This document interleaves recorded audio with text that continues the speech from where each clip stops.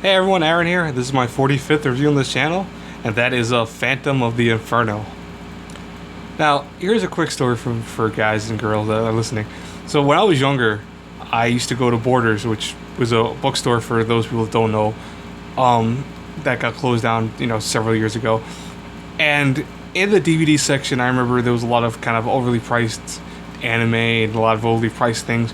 But I found this little thing called Phantom of the Inferno, which I didn't understand what it was. It kept saying it could play on the PS2, and I was like, is this a game? Or that was my first foray into visual novels, because Phantom of the Inferno originally was a visual novel, and you could play on the PS2 and everything else. But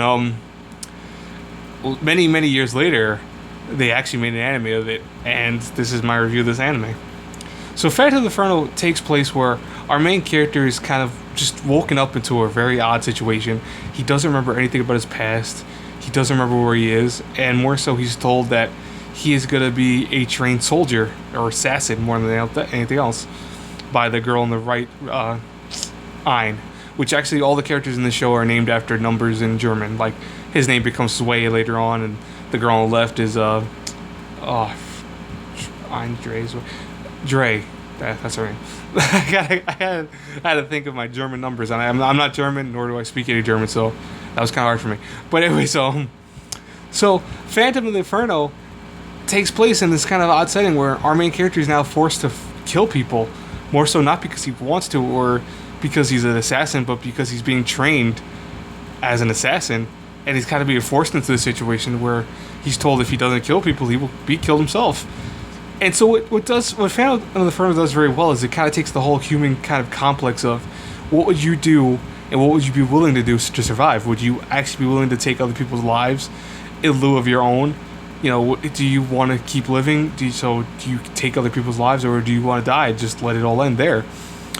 And that's something that's funny that I think most people can say that I won't do that. I would never do that.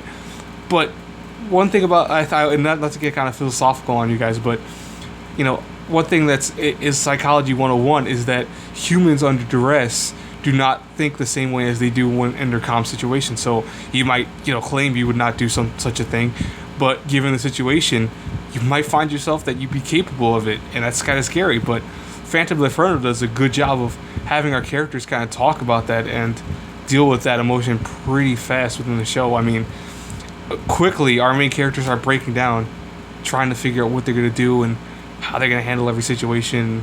What do they want to do in terms of living, And I'll tell you, the plot of the show is phenomenal. I think it ramps up just at the right moments. It slows down at certain points to kind of build up characters and to build up setting. But all throughout, I never found an episode of Phantom of the Inferno boring. I actually found every episode very enthralling, very interesting. Up to the last episode. Last episode is, I consider, one of the greatest final episodes of any show, just because of the impact factor. There's a lot of emotions to the show. There are moments that I actually teared up for main characters because I feel that they went through some kind of horrid stuff. But if I have to review Phantom of the Inferno A through F, I give it an A. There are some issues per se with, I think there's a huge time skip that I feel kind of changes the show a little bit in a kind of dumb tone, but it's not that long that you have to deal with that. But it is those few episodes that you have to deal with that you almost wonder if you're watching the same show. And I know me and my friend used to always make fun of it because it's just so outlandish of the big change that you deal with. But the soundtrack's amazing. I actually love the opening song for this. It's very heartfelt and emotional. I love the animation. I actually love the kind of colors that they go for, where they're very, very vibrant, but also at the same time kind of muted just enough to give it this kind of despair type filled world that our main characters have to go into. That's it for this review, everyone. I hope you guys enjoyed it. Please like, comment, subscribe. As always, until I pass across to the next review, have a good one, everyone. Bye.